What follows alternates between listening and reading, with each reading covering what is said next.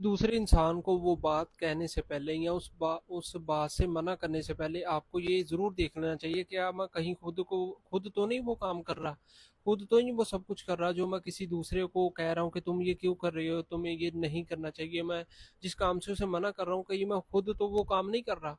आज हमारे माशरे की हकीकत यही है दोस्तों। लोग दूसरों के कामों पर, दूसरों की हरकत पर, दूसरों के मामलात पर तनकीद करते हुए हमें नज़र आते हैं, लेकिन जब उनके घर का मामला होता है तब वो खामोश हो जाते हैं। तब उनकी तनकीद पता नहीं कहाँ चली जाती है, तब उनकी आंखें पता नहीं कहाँ गायब हो जाती हैं, जो उन्हें कुछ नज़र ही नहीं आ रहा होता। बहुत से लोग आपने ऐसे देखे होंगे जो शादियों में दूसरों पर तनकीदें करते हैं, देखो जी ये ऐसे कर रहे हैं, फजूल में पैसा खर्च कर रहे हैं, कैसे कैसे रस्म रिवाज कर रहे हैं, ठीक है ना। लेकिन जब उनके घर का मामला होता है तो फिर वो सब कुछ करते हुए हमें नजर आते हैं, दीनदार लोग भी करते हुए नजर आते हैं। ये दीन जो है ना, ये भी हमने दूसरों के लिए रखा हुआ है बस।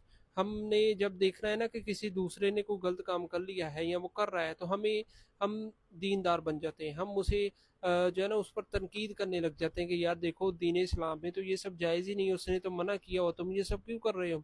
लेकिन जब हमारे खुद घर का मामला आता है तब हम अपने इस दीन को पीछे छोड़कर अपनी सारी रस्म रिवाज करने लग जाते हैं, माशरे को फॉलो करने लग जाते हैं, कल्चर को फॉलो करने लग जाते हैं। और ये लोगों को बताते हुए बहुत से लोग नजर आते हैं जी हमारी औलाद हमारी बात नहीं मानती, हम क्या कर सकते हैं, ठीक है। तो ये सरासर गलत है। आप किसी पर तनकीद करने का हक तब रखते हैं जब आप खुद वो काम नहीं करते।